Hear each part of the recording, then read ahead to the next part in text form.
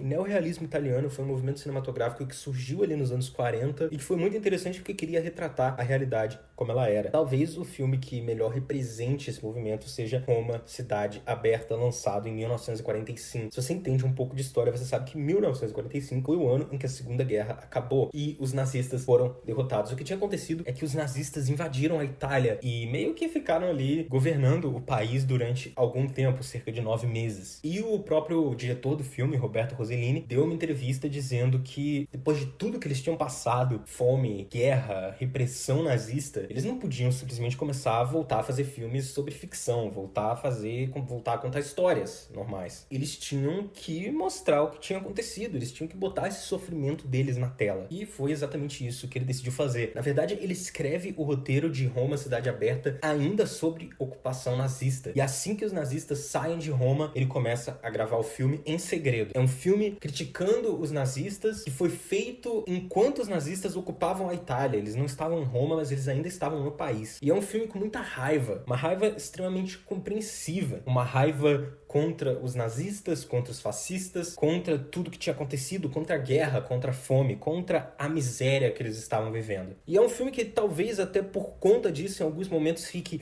didático demais. Ele podia tentar talvez ser um pouco mais metafórico. Mas como que eu posso exigir isso de um cara que sofreu nas mãos dos nazistas e que agora quer colocar isso pra fora? Então, em alguns momentos, o filme fala coisas como eles só sabem matar, ou eu tô cansado desses caras, eu vejo um nazista e eu quero bater nele. Enfim, é um filme muito interessante por mostrar essa realidade de um período em guerra, em que você não tá tranquilo dentro da sua própria casa, porque os soldados inimigos estão do lado de fora e se eles quiserem, você já era. É um filme que mostra a paranoia, o medo constante, não de estar na guerra, mas da guerra ter vindo até você. Essas pessoas estavam só vivendo a vida delas e de repente, bum, tem um monte de nazista na porta delas. Deve ser uma situação extremamente desesperadora e esse filme tenta passar isso de certa forma. E passa muito bem. O diretor sabe criar tensão muito bem. E o mais interessante aqui é você notar que essa é uma mensagem que ele precisava passar. O diretor entrou em débito extremo, ele ficou devendo muito dinheiro, porque ele teve que colocar muito dinheiro do próprio bolso para fazer o filme, obviamente. Ele chega a assinar um contrato com uma distribuidora, mas quando ele manda o filme pronto, eles dizem que aquilo não era um filme, na opinião deles, e revogam o contrato. Então ele fica meio perdido, sem saber o que fazer. Depois ele manda o filme pro Festival de Cannes, na França, e ele diz que acha que ele era o único na plateia assistindo o filme, até que, eventualmente, o filme começa a fazer algum sucesso na França e depois nos Estados Unidos e finalmente então na Itália e depois vira o clássico que a gente conhece hoje. Eu acho uma história fantástica de um artista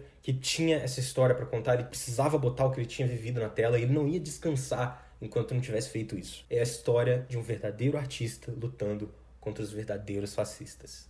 É isso, muito obrigado por assistir. Eu espero muito que você tenha gostado. Comenta aí o que você acha desse tipo de coisa, o que você acha de um artista que precisa botar o que ele tá sentindo na sua arte e manifestar isso de alguma forma. Eu acho isso simplesmente fantástico. E deixa o like, se inscreva caso você não goste de nazistas, porque vai ter muito mais vídeo aqui falando sobre esse tipo de coisa. E eu tô querendo gravar agora uma série com os melhores filmes de cada país, sem ser aqueles filmes clichê que a gente já conhece. Enfim, é isso. Muito obrigado por ter assistido. Eu acho que eu vejo vocês em breve.